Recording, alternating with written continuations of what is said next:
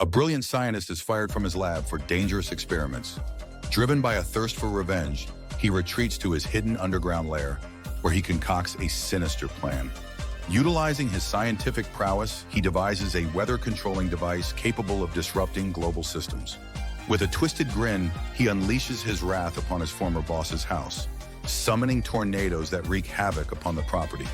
Satisfied with the demonstration, he cranks the machine to full power, targeting the world's major cities.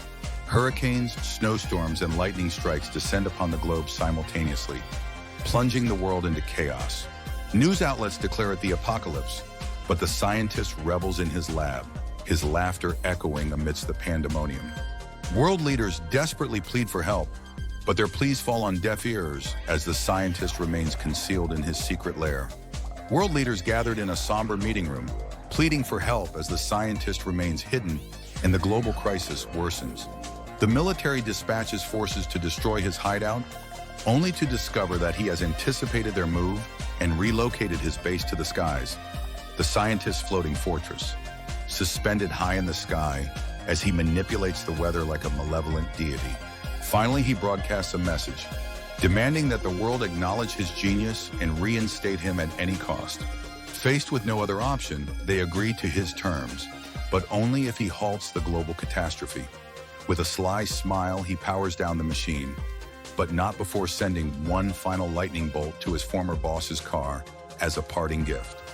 Now wealthier and more influential than ever, the scientist returns to his experiments shrouded in secrecy. The world holds its breath, knowing that his thirst for revenge is far from quenched. The young scientist contemplates his next strategy.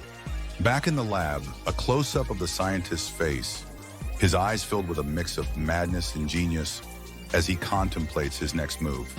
The military combines a group of scientists working feverishly in a laboratory, trying to find a way to counter the scientist's weather-controlling device. The scientist's floating fortress comes into view as it casts an ominous shadow over the city beneath. The world holds its breath, knowing that his thirst for revenge is far from quenched.